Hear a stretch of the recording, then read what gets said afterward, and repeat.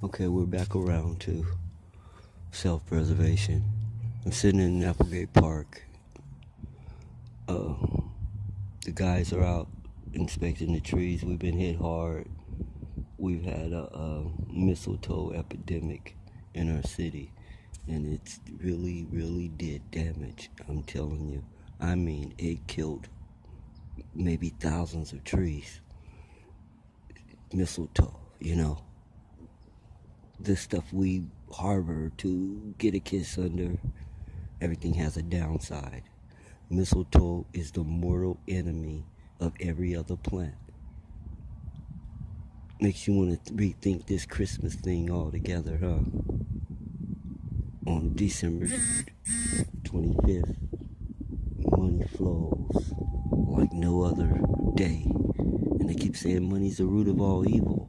And I keep finding evil things in here, like what does a tree have to do with Jesus? And this story about Nimrod's birthday is on that day. You can research Nimrod, king of Babylon, on the inventor of money.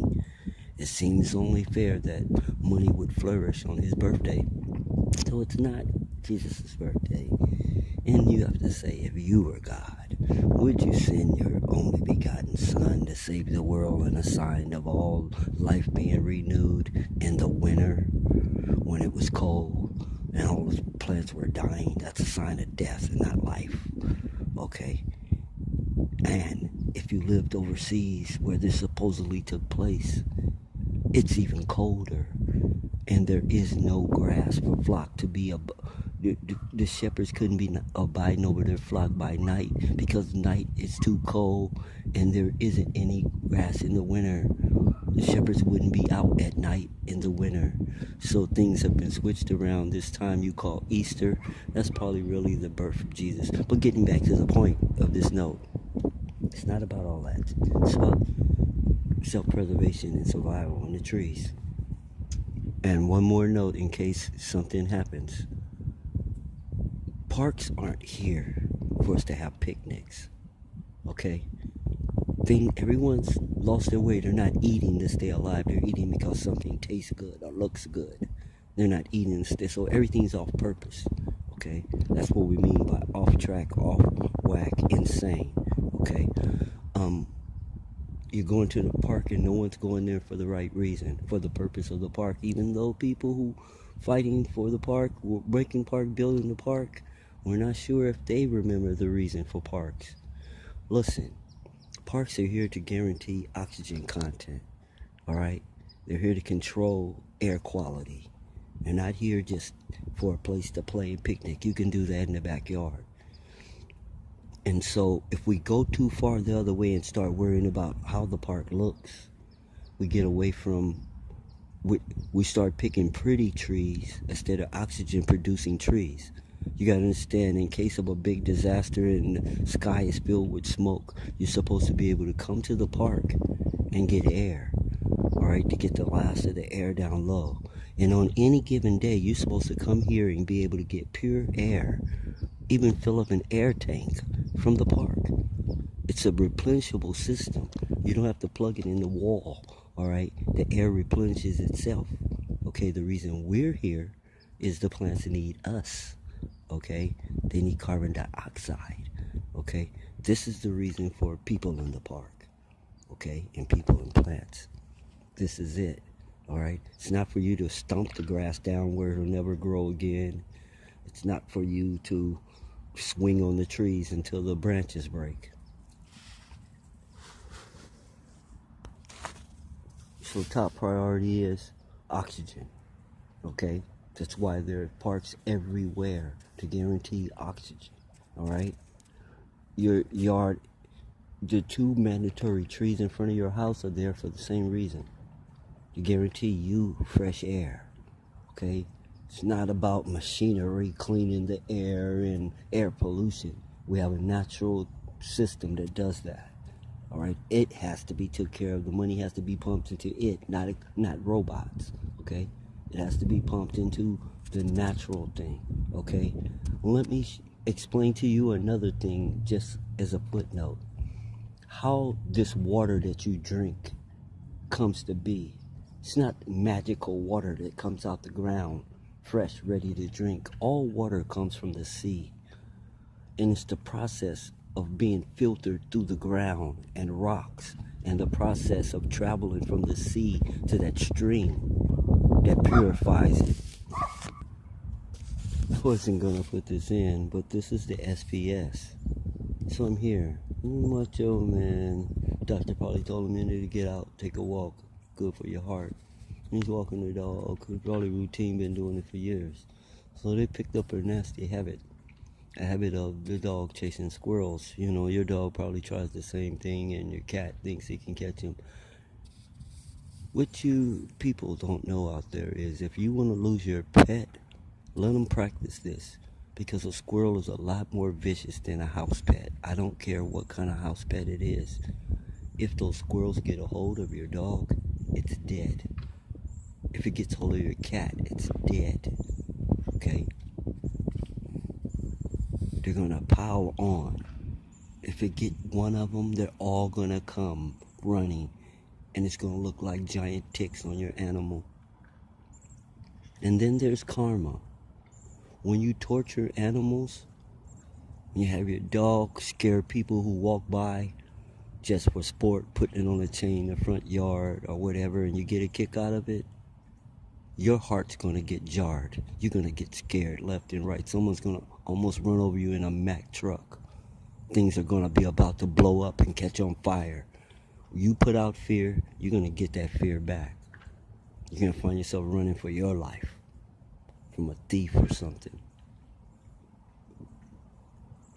Golden rule prevents that. Don't do anything to anything that you wouldn't want done to you.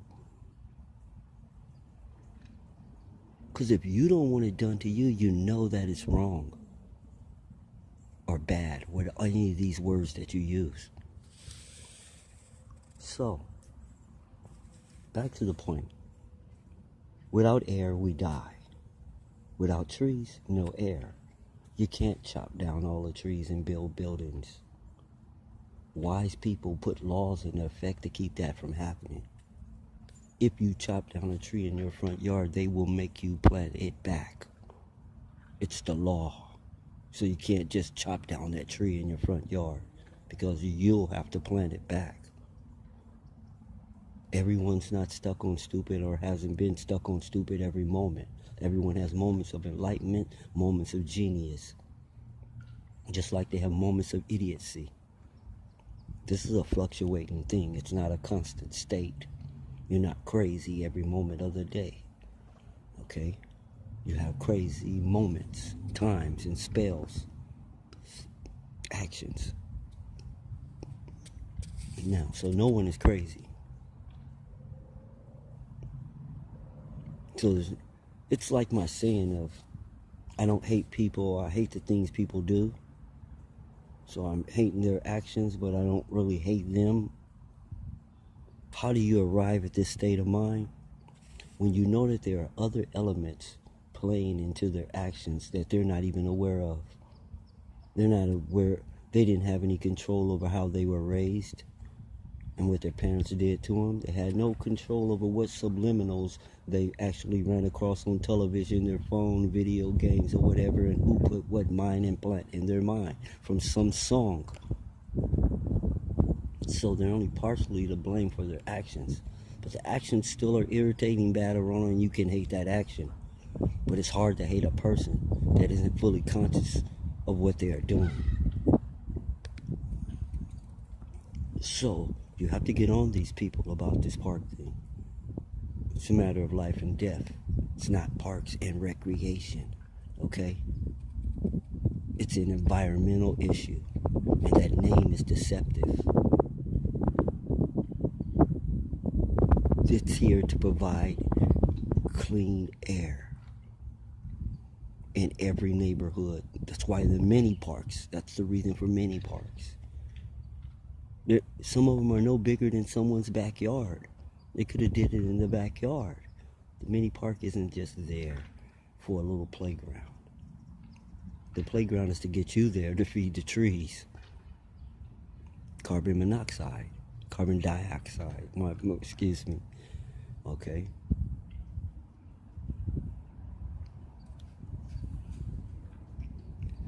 So, it's the same old trick that the churches use with the band and the free barbecue to get you to run over there so they can preach to you.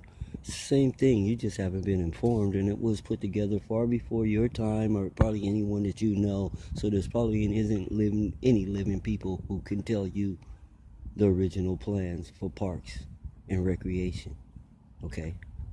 There probably isn't anyone alive that can tell you what it was created for. And it's been totally perverted, totally misused. Okay? It is a matter of life and death to keep these trees going. That means that all activity from us that is harmful to the trees, like, well, check this out. There should not be any smoking in the park.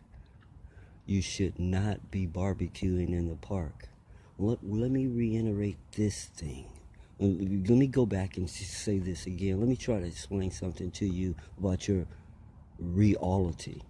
Things are not as you were told they are. The sun is not made out of fire, okay? You put a fire, the sun makes things grow. It gives life. Fire kills and destroys. You put a fire next to a tree, you're going to kill it. It's not going to grow, okay? It's not going to grow. Do you understand that? Fire kills. In order for fire to live, something must die or be destroyed or consumed, which are all the same thing. So when you're barbecuing in the park, you're killing the trees. You see the trees crumbling up in your yard when you're barbecuing. You see the trees overhead. Don't act stupid. You know this is a fact. This isn't something that has to be proven to you. You already know this. Matter of fact, everything I say, I make sure that you know or can see it clearly from what I said, or I would have to prove it to you. But I'm not one of those people saying a bunch of things that can't be proved or have to prove it. No. These are things what used to be called common sense. Okay? The things that everyone can sense. Do you know what that means? The things that everyone can see and hear and smell and taste. That's what common sense is. Okay? Things that anyone can plainly see and hear and taste and smell and touch. Because they don't look the word up and see if that's what the definition tells you. Do you understand that everything's off? You look to the dictionary for definitions of words. It's called a dictionary. Look up diction. It's there to teach you how to speak English, how to pronounce words. It's not there to define those words. So you're going to get the runaround. It's going to tell you this word means that word. And you go to that word, it tells you that word means this word. And you still don't know what it means because you're just running from word to word. And it gives you examples of use of these in this dictionary. If you want a definition, it should be in a definitionary. Where's it at? Where are the definitionaries at? In the library. Yeah, that part. First time I ever heard the word was from my teacher. So, you want to do something good? Make a definitionary.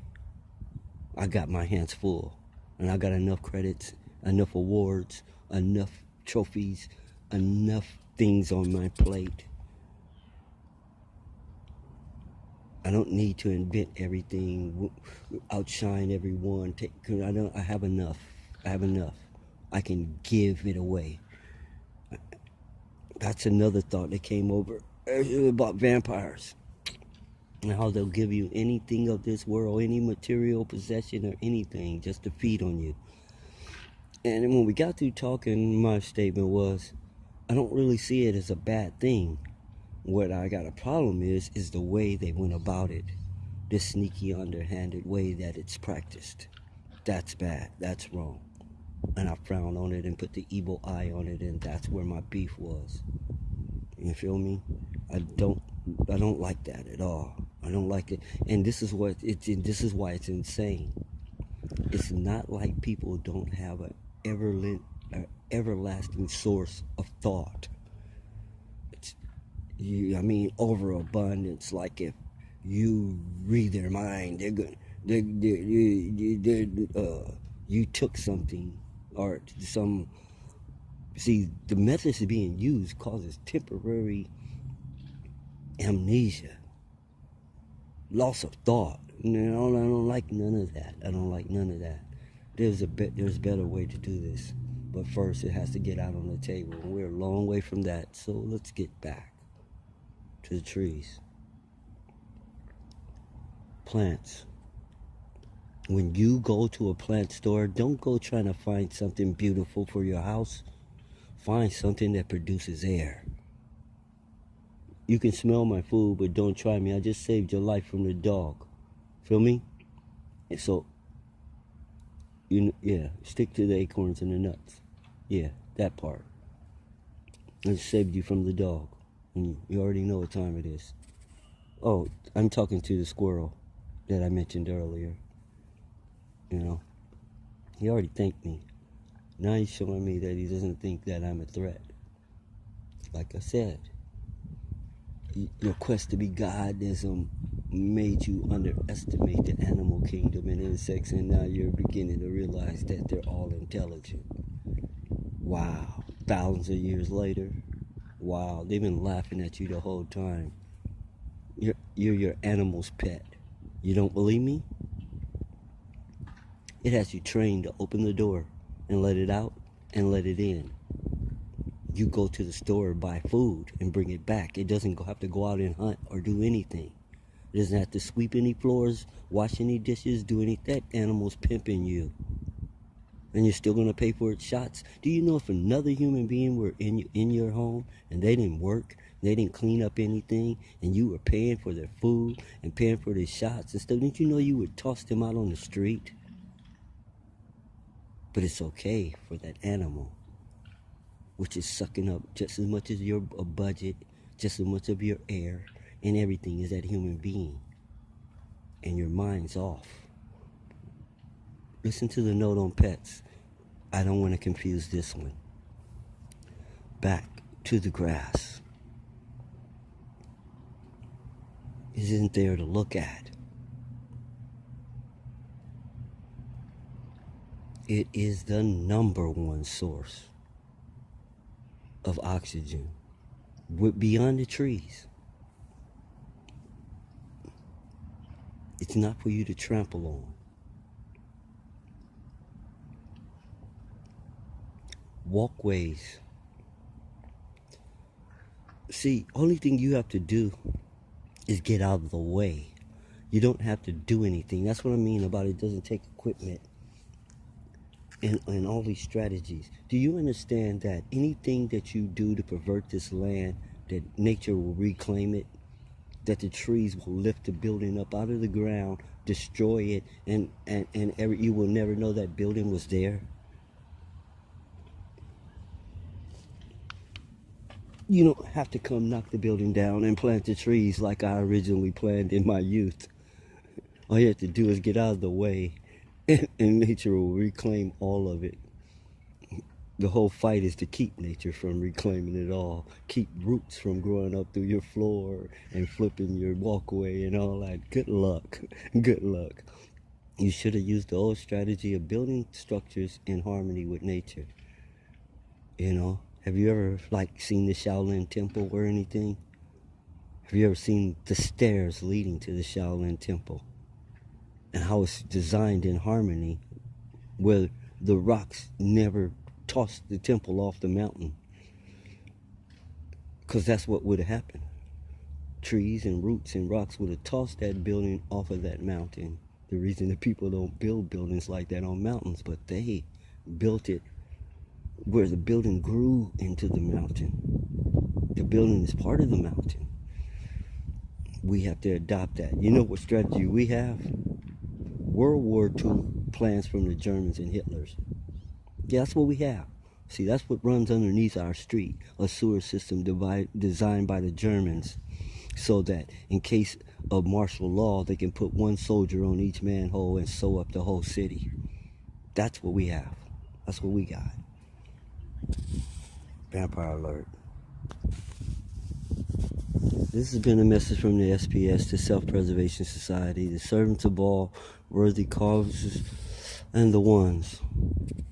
You know who I am? Psy. S-Y. Save yourself. If everyone saves himself, the whole world will be saved.